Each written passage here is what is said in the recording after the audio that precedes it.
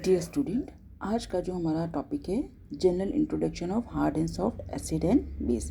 इसको हम short form में HSABB कहते हैं। इसके अंतर्गत हम classification of acid and base as hard and soft, Pearson concept और symbiosis, theoretical basis of hardness and softness, electronegativity and hardness and softness, इनके बारे में चर्चा करेंगे। तो सबसे पहले हम इनकी इंट्रोडक्शन की बात करें तो इंट्रोडक्शन एसिड, जो हमको पता है कि एसिड इज ए सब्सटेंस, जो क्या होता है, what is acid? Acid is a substance which gives HIN और base is a substance which give OCN। Very simple example है। अब कोऑर्डिनेशन कंपाउंड के अंदर अगर हम बात करें तो कोऑर्डिनेशन कंपाउंड के दो पार्ट्स होते हैं, एक तो सेंट्रल मेटल आयन और दूसरा उससे बंधित लिगेंड। तो मेटल आयन जो होता है वो इलेक्ट्रॉन को क्या करेगा, एक्सेप्ट करेगा। मेटल जो होता है वो इलेक्ट्रॉन को एक्सेप्ट करता है, इसलिए मेटल क्या होता है, लुईस एसिड कहलाता है। और लिगेंड जो होता है ना, इलेक्ट्रॉन डोनेट करता है। लिगेंड क्या करेगा, इलेक्ट्रॉन क्या करेगा, डोनेट करेगा, तो लिगेंड को लुईस बेस भी कहते हैं। ये ऑब्जर्व किया गया है कि जो हैवी मेटल हैं जैसे सिल्वर, Ag+, Hg2+, प्लेटिनम जैसे हैवी मेटल हैं, इनके बाह्य D orbital, outer D orbital लगभग क्या होते हैं, भरे हुए होते हैं और कुछ लिगेंड के साथ ये स्थायी स्टेबल कॉम्प्लेक्स बनाते हैं। जबकि Al3+, टाइटेनियम 4+, कोबाल्ट 3+, ये जैसे हल्के आयन जो होते हैं, इनके डी ऑर्बिटल में इलेक्ट्रॉन या तो बिल्कुल होते नहीं हैं और होते भी है तो ये बहुत कम संख्या में होते हैं और लिगेंड के साथ ये स्थायी कॉम्प्लेक्स बनाते हैं। तो हम क्या कह रहे हैं कि कोऑर्डिनेशन कंपाउंड के दो पार्ट्स होते हैं, एक तो सेंट्रल मेटल आयन और दूसरा उससे बॉन्डेड लिगेंड। अब जो मेटल आयन है वो इलेक्ट्रॉन को क्या करेगा, एक्सेप्ट करेगा। जो इलेक्ट्रॉन जो एक्सेप्ट कर देगा इसलिए वो मेटल कहलाते हैं। जबकि लिगेंड क्या होता है, वो इलेक्ट्रॉन को डोनेट करता है तो वो जो क्षार कहलाते हैं। तो लुईस एसिड या Lewis base, electron pair acceptor और इलेक्ट्रॉन पेयर डोनर।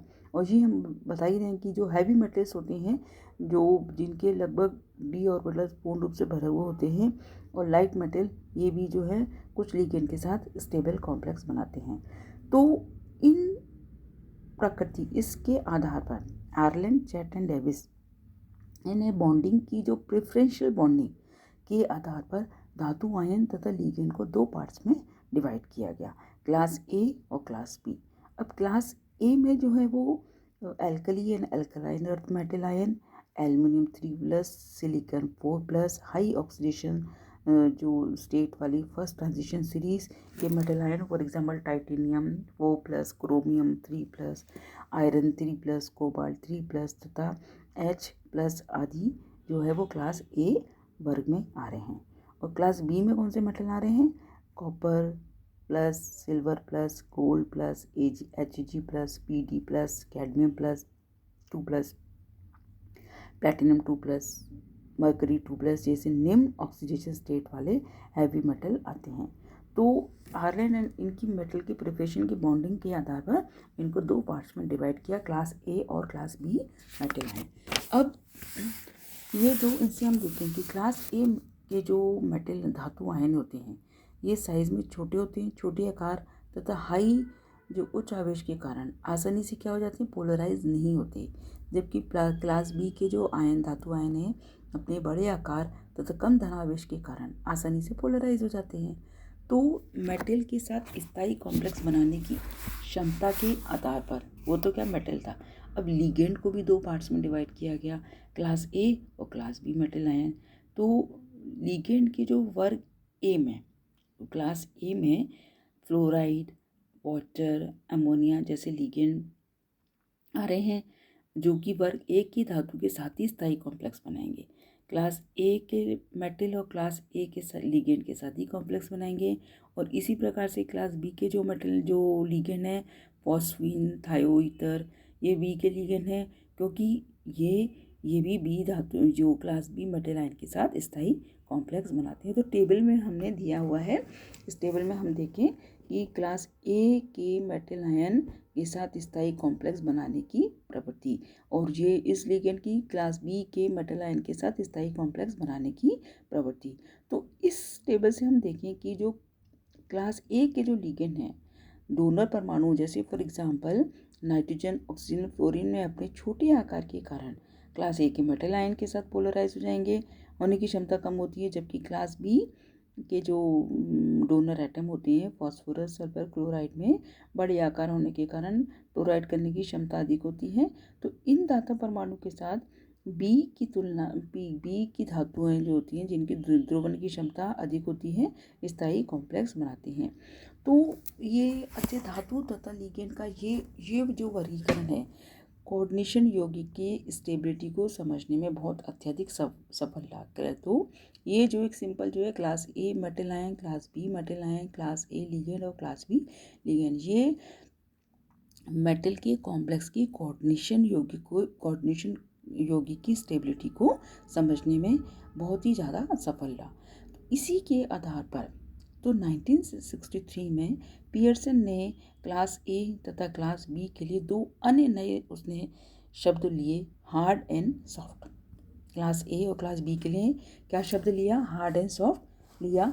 तो हार्ड एंड सॉफ्ट में क्या हुआ कि तो पियर्सन ने इनको हार्ड एंड सॉफ्ट एसिड के जो पियर्सन ने क्या किया कि जो क्लास ए के जो मेटल आयन को उन्होंने हार्ड एसिड कहा और क्लास बी के मेटल आयन को उन्होंने सॉफ्ट एसिड कहा। इसी प्रकार के जो क्लास ए के लिगेंड को उन्होंने हार्ड बेस कहा और क्लास बी के लिगेंड को क्या कहा उसने? क्लास जो है सॉफ्ट बेस का। तो पियर्सन का जो एसिड बेस कंसेप्ट क्या है वो ये है। वेरी सिंपल एग्जांपल जो है लुईस एसिड बेस रिएक्शन है ए प्लस बी। लुईस अम्ल है ए और लुईस क्षार है बी में। अब इसमें हम जो धातु आयन की हम बात कर रहे हैं, A is metal, B is ligand.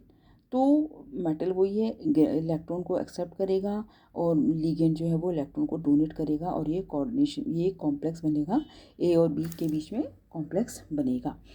तो उपरोक्त जो है ये जो reaction Lewis acid base reaction की से प्राप्त जो कॉम्प्लेक्स की स्टेबिलिटी को समझने के लिए पियर्सन ने एक वेरी साधारण सा नियम दिया, जिसे पियर्सन की कठोर तथा मृद अम्ल क्षार संकल्पना Pearson hard and soft acid base concept भी कहा जाता है। तो इस जो थ्योरी के या इस कंसेप्ट के अनुसार कठोर अम्ल कठोर क्षार के साथ और सॉफ्ट एसिड सॉफ्ट बेस के साथ बॉन्ड बनाने को वरीयता देंगे, जिससे कि कॉम्प्लेक्स जो है वो अधिक स्थायी हमें कॉम्प्लेक्स प्राप्त हो।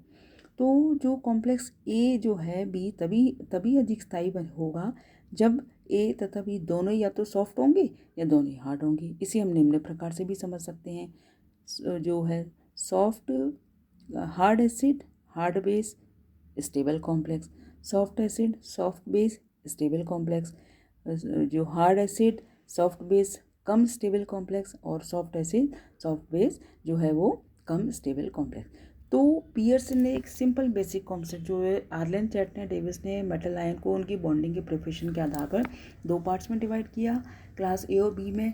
और पियर्सन ने क्या किया कि इन्हीं क्लास ए और बी को नाम दे दिया हार्ड एंड सॉफ्ट। तो हार्ड एंड सॉफ्ट की इस वरीयता के आधार पर ही हम किसी भी मेटल या जो उसकी कॉम्प्लेक्स की स्टेबिलिटी को हम आसानी से बता सकते हैं कि कौन सा कॉम्प्लेक्स क्या होगा, स्टेबल होगा, कौन सा कॉम्प्लेक्स अनस्टेबल होगा। ठीक है, तो ये एक सिंपल जो है कॉन्सेप्ट है जनरल इंट्रोडक्शन और HSAB का सिंपल पियर्सन कॉन्सेप्ट है। Thank you.